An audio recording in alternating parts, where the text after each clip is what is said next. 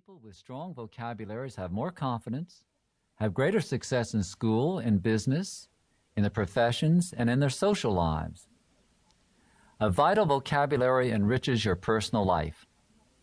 You become a more interesting person. You have a greater enjoyment of movies, books, and theater. You'll also find that your conversation will improve, and you'll be able to communicate better. You'll be able to go to lectures, read more books, and understand more complicated ideas. Finally, word power is important to you because it gives you the confidence to tackle new topics. It expands your knowledge and interests. It's going to help you in your daily conversations, as well as in writing reports and letters.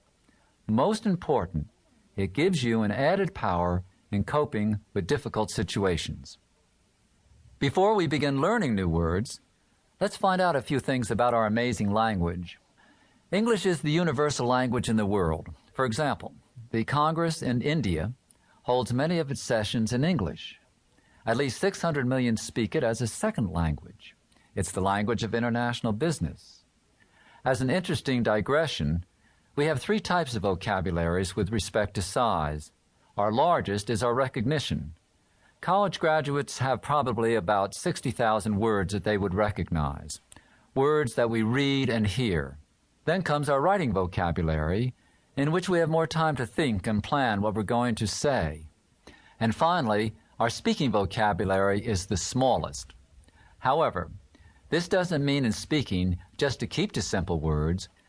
We need our vocabulary to adequately express our ideas.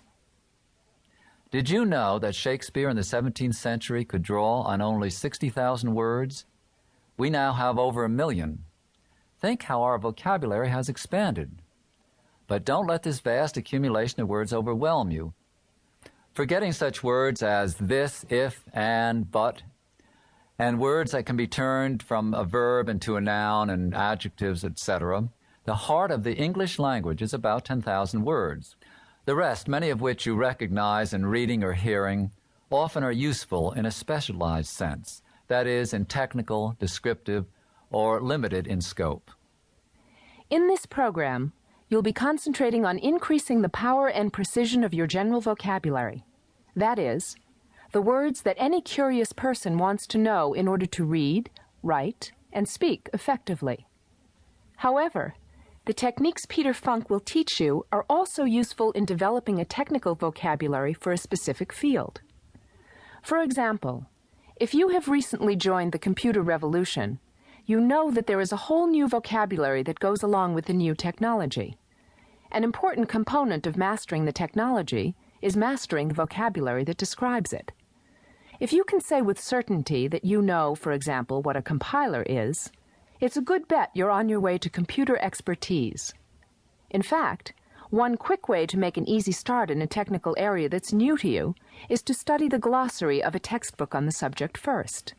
Then, when you start reading the textbook, you'll already be familiar with the terminology it uses to explain new concepts. Let's continue and learn some important facts about the structure of words. Knowing prefixes, roots, and suffixes of words is a great help when you come to learn new words and in figuring out the meanings of unfamiliar ones. Words resemble extension ladders. They have sections that can be taken apart and are interchangeable with other sections. When you pronounce a word with more than one syllable, it falls into different sections. For example, to exonerate, which means to free from blame. The word exonerate has 3 sections. The first is ex, which is the prefix. Prefix means fixed at the beginning of a word. The middle section, honor, O-N-E-R, contains the root, or the central meaning of the word. And the last section, ate, A-T-E, is the suffix. In this case, ex is the Latin prefix meaning out. Owner comes from Latin also, and means burden. Using these clues of out and burden, we know it has to do with getting rid of a burden. So we can see how it's come to mean to free from blame. The suffix tells you whether the word is a noun, an adjective, or verb, or singular or plural. Ate, A-T-E, the suffix in exonerate, happens to indicate the word is a verb. If we change the suffix to I-O-N,